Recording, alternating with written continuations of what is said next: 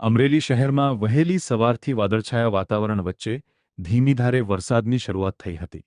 વરસાદના કારણે શહેરના વિવિધ વિસ્તારોમાં રસ્તાઓ પર વરસાદી પાણી વહેતા જોવા મળ્યા હતા.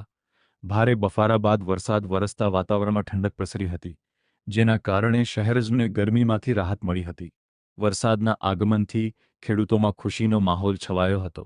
વરસાદથી ખેતીના કામોને વેગ મળશે તેવી આશા ખેડૂતો વ્યક્ત કરી રહ્યા છે.